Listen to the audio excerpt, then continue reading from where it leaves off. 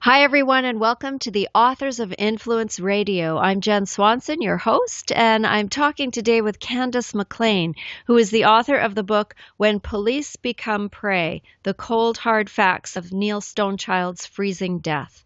Welcome, Candis. Thank you very much, Jen. Glad to be here. I want to begin to ask you what inspired you to write this book? Guilt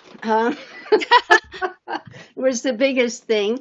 I'm a journalist, and I had written a book in Alberta. I'd written a story in Alberta Report, and it was about the Saskatoon police. And in my limited exposure to the story, I live in Calgary, and this was a Saskatoon story. I just assumed that all the reports were correct, that these were police gone bad, and they had done evil things. They had been involved in Aboriginal freezing deaths in what was called Starlight Tours, which was a name given for an alleged practice that the police did, which was take Aboriginal people out into the country, drop them off, and let them walk home. And so I swallowed the whole story, hook, line, and sinker, and the cover cut line on Alberta Report for my story was racist cops. So there was no question mark there. It was, these guys are evil. And it was only a couple of years later when I was able to go to Saskatoon and talk to them. They couldn't talk to me at the time because of legal procedures, but I went to Saskatoon, and what made me realize there was something very, very wrong with my story was talking to Aboriginal people. And they told me, person after person, these guys were God's gift to the Aboriginal community, and they would no more harm an Aboriginal person or any person than they would fly to the moon. So then I began thinking, oops. And eventually I got so caught up, I wrote a couple more stories explaining the reality of the situation, but I just got so intrigued by the whole situation that I quit my job and devoted myself to writing a book. Good heavens. How long did it take you to write the book? Well, in the process, I ended up doing a documentary about the Saskatoon police and then writing the book. So it's been 10 years. 10 years. And you quit your job as a journalist to do this? Yes. Huh. And so have you gone back to that, or this is your passion now? This is my passion and obsession, I guess would be almost the correct term. I found it absolutely fascinating. It was like a great big puzzle. Fascinating that these two innocent cops could somehow have been implicated in this death. They had absolutely nothing to do with it. And I wanted to understand who had to have been involved and what roles they had to have played in order to bring this about, getting these cops with exemplary records fired and their lives shredded. So did you discover, and I haven't had a chance to read your book yet, but did you discover in the research and the writing that you did the chain of events that led to them being accused? Did you discover, was it one person that came up with this idea, or was it a system? That's a very, very good question. It was the justice system in Saskatchewan, but I believe it extends to the rest of Canada, and it is a politically correct justice system. Certain activists and groups are being favored by the justice system over other people, and what that means, it's an unjust system. It's inequality and unfair, and that's what you get in a banana republic. You do not get that in a 21st century developed world. Can we back up just a little bit, and can you briefly tell the listeners, if they haven't heard about Neil Stonechild, a little bit about what happened? Okay, what happened was Neil Stonechild was found frozen to death in 1990. It was November of 1990, and it was investigated by the Saskatoon police. The investigation was not well done. Nobody within the Saskatoon Police Service defends the investigation. The people who went out and took the pictures and that sort of things, the ident people did a good job.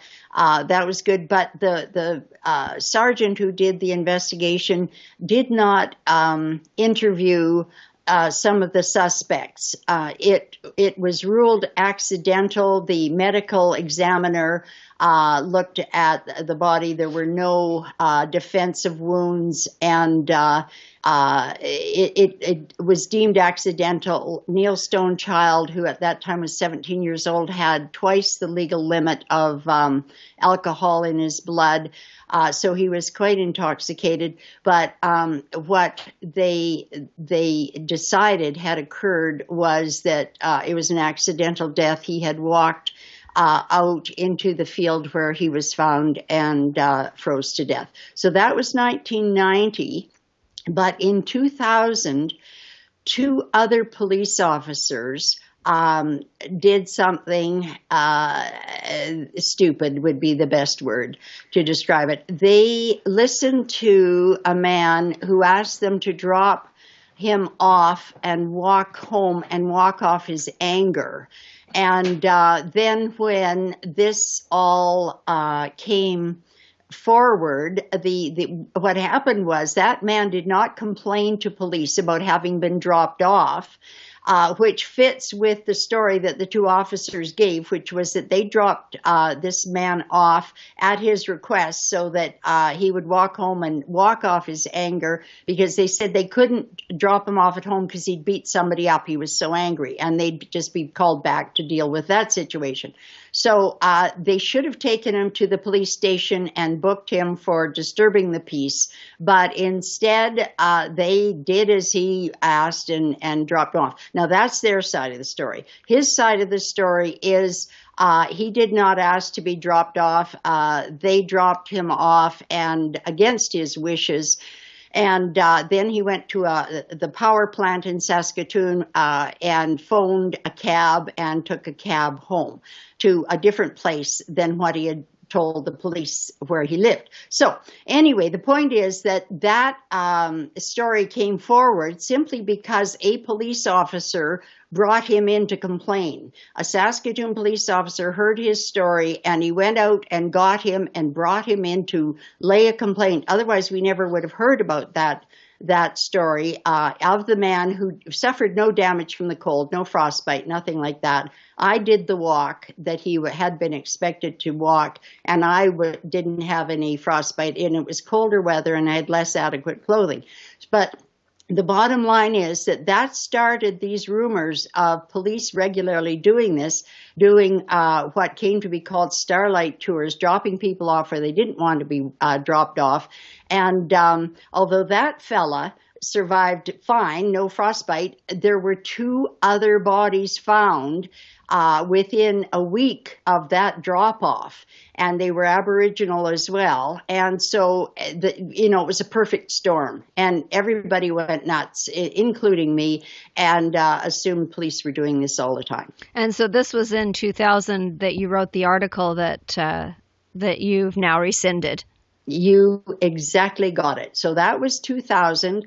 What happened in 2000 after this story came forward, a young man came forward and said, there's another story that hasn't been properly investigated, and that is, I saw Neil Stonechild in a police car the last night he was known to have been alive. And this fella had been Neil's friend in 1990. Neil was 17. This person, his name is Jason Roy, was 16.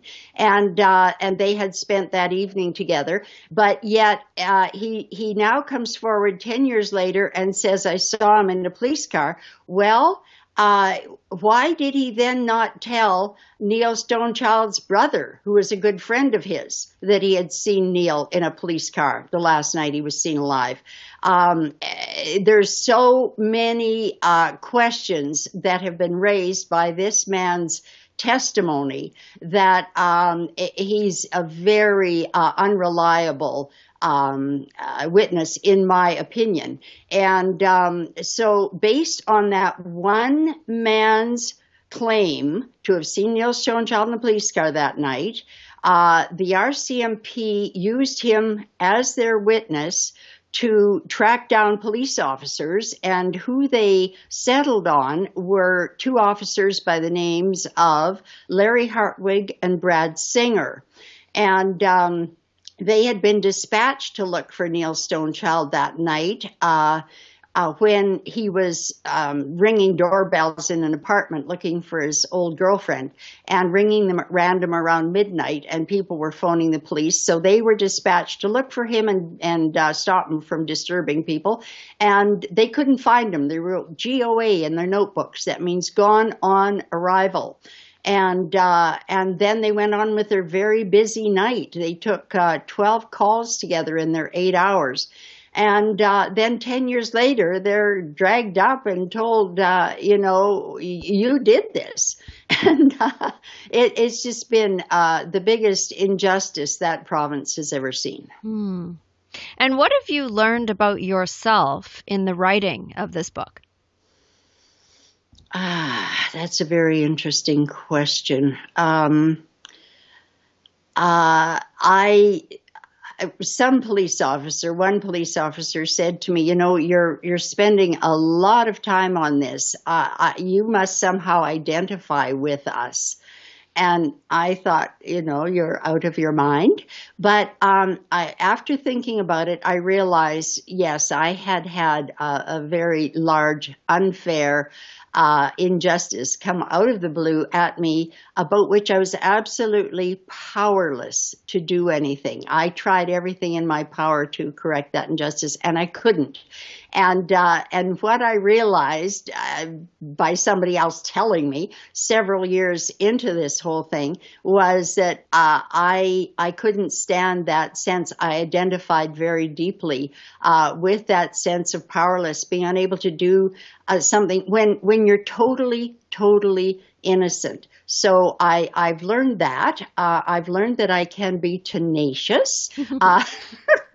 I've learned that it's absolutely fascinating to investigate something which is when you're accurate, when what you're after is true. Because what happens is all the pieces come together. There hasn't been a single person that I've interviewed privately who's said anything negative about those two police officers, or anything very positive about this young man who 10 years later said that he saw Neil Stonechild in a police car. And that young man already had a huge, lengthy criminal record, and yet he was believed over these two officers who had exemplary records. I met that young man, Jason Roy. I interviewed him. He's a very personable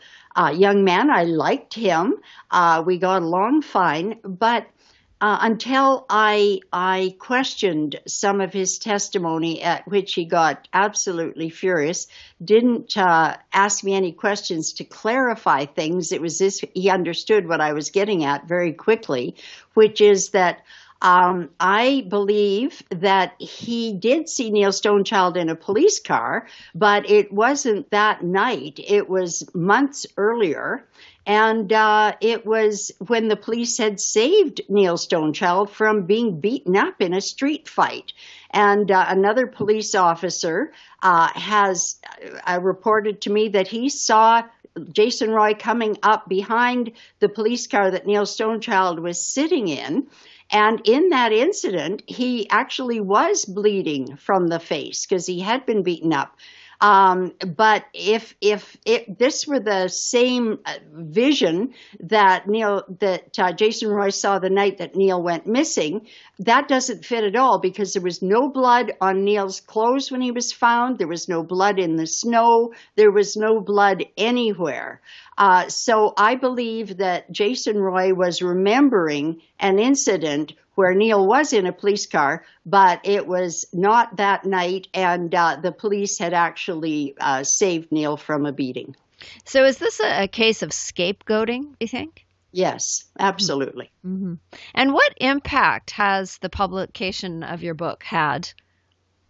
It came out about 4 months ago, the end of November 2015, and so it was on the bestseller list for some time in Saskatoon, but nothing has changed yet.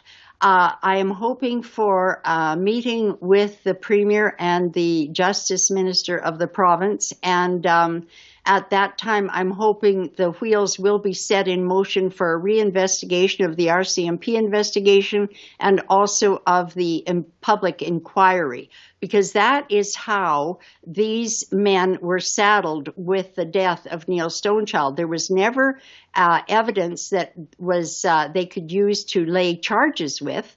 There was never any finding of guilt, because there was never a trial, because there was never enough evidence to charge them. So what happened was the Department of Justice decided to hold a public inquiry, which is intended to merely be an airing of information for a situation that has caused uproar in a community. And the judges, or whoever acts as a commissioner of an inquiry, is expressly forbidden from making any findings of guilt or any implication that somebody might have been involved in a crime, because there is no automatic appeal process for a public inquiry as there is for a trial. And so once you're labeled that, you're smeared. Your reputation is smeared, and all kinds of terrible things can happen. That happened with Nurse Nellis, but she was able to get to the Supreme Court to reinvestigate that public inquiry and overturn it. But with these fellas, they approached the Supreme Court, but the Supreme Court would not hear their case. So what happened was the judge said, I find that Neil Stonechild was probably last seen in the back of a police car, and I find that the two officers would have had time to drive Neil Stonechild out to the location he was found and still get back to their next call. And I beg to differ. I beg to differ very, very strongly on the basis of evidence that was not allowed to be heard at that public inquiry. So because the judge said that, then the two officers were fired as being unfit for duty because they did not write in their notebooks that they had Neil Stonechild in their custody that night. And they didn't write that in their notebooks because they didn't have Neil Stonechild in their custody that night. So they were fired, and their lives were they were derailed completely. So 16 years after this all began, I mean, 26 years after the actual incident, but 16 years after this all began, and it's still going on. That's exactly right. And we're not going to quit until justice is obtained and these two men are completely exonerated. The passion in your voice is just absolutely palpable. Yes, you're absolutely right. It is very strong. And it's the justice of it. Yeah, absolutely. The injustice, because if they can do that to two officers who had exemplary records, who chose to work in the Aboriginal community and never had race-based complaint proved against them ever, and they had both by then been working more than 10 years, just think what they could do to you and I, Jen, who don't have that kind of a record to fall back on. And call up and say, look, I wanted to work with Aboriginal people. Look what I did with Aboriginal people. Listen to the Aboriginal people who will testify for me. None of that happened because there was no trial. So they were not able to call witnesses like that. But so if they could do that to two exemplary officers who had nothing whatsoever to do with this freezing death, think what they could do to common, ordinary people like you and me. So has there been a backlash against the launch of this book? Yes. Yeah.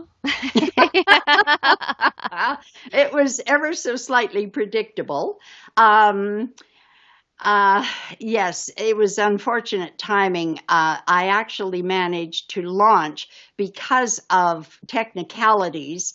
I managed to launch on the night that Neil Stonechild froze to death. So we don't know that he froze to death, but we believe, it's generally accepted that he froze to death the night of November 25th because he was last seen on November 25th.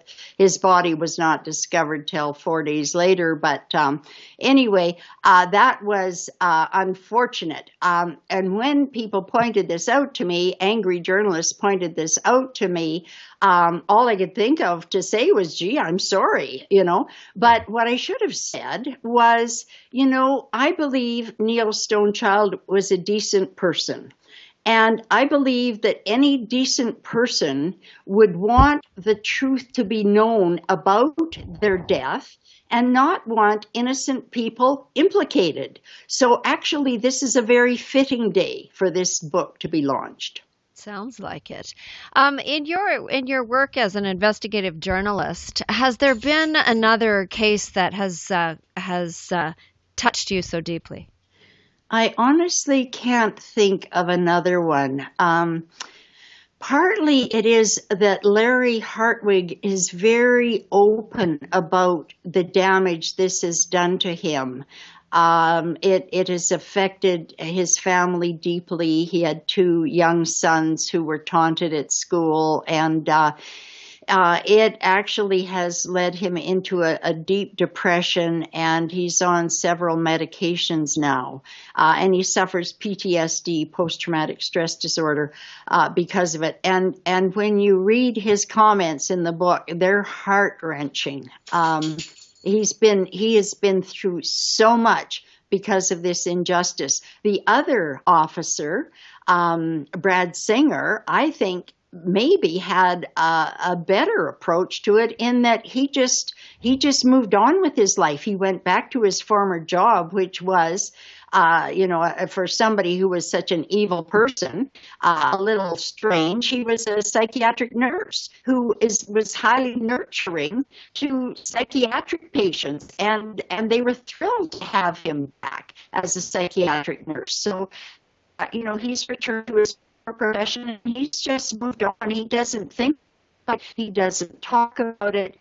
He says if there were a procedure, if the Justice Department of Saskatchewan were to reopen this case, I would certainly fully cooperate.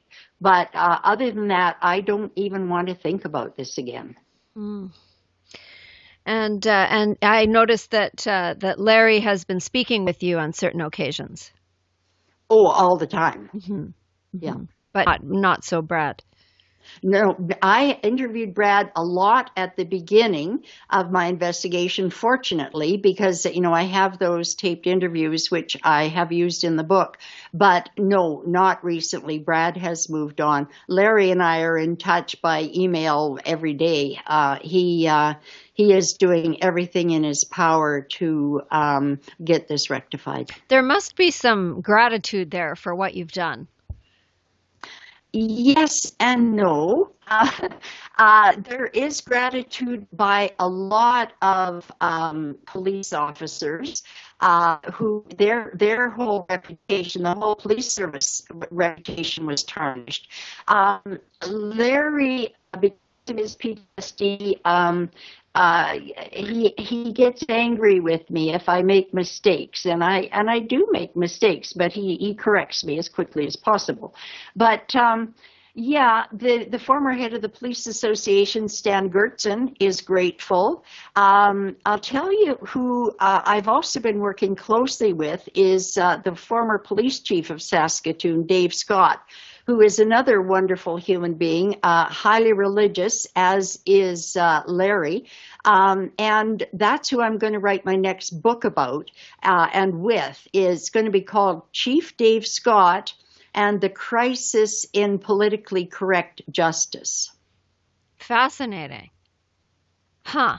Well, we'll look forward to that too.